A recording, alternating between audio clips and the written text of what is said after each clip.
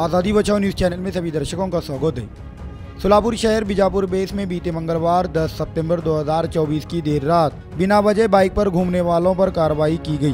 Police की इस कार्रवाई से शहरवासियों ने पुलिस की प्रशंसा की है, क्योंकि देर रात अक्सर लोग बिला वजह ही घूमते रहते हैं। शहर में रात के समय मेडिकल, हॉस्पिटल, एसटी स्टैंड और रेलवे स्टेशन छोड़कर बाकी दुकानें अब से 10:30 बजे के अंदर ही बंद होने वाले हैं, ऐसा अनुमान लगाया जा रहा है। पुलिस प्रशासन की इस कार्रवाई से रात के समय होने वाले क्राइम में कमी आने की आशा जताई जा रही है।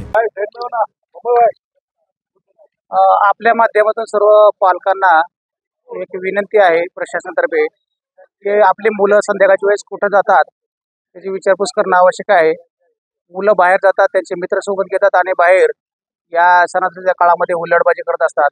त्यामुळं त्यांच्यावरती कारवाई तर अटळच आहे आणि एखादी दुर्घटना घडली तर त्याला फार मोठ्या संकटाला त्या घराला सामना करणं भाग पडतं, त्या मुलालाही त्याचं करिअर खराब होतं। त्यामुळं सर्वांनी याची काळजी घेणं गरजेचं आहे।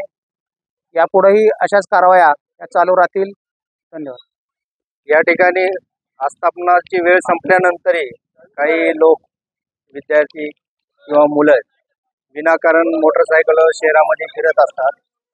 तर अशा हुल्लडबाजी तसेच विनाकारण फिरून त्यांच्याजवळ कागदपत्र नाहीत, लायसन नाही, कारणाशिवाय जे लोक फिरतायत तर त्यांना या ठिकाणी विजापूर या ठिकाणी अडवून त्यांचे वाहनाचे कागदपत्र चेक करणं, लायसन आहे की नाही किंवा कुठल्या कारणास्तव फिरतायत हे कारण शोधून आम्ही त्यांच्यावर कारवाई करत आहोत।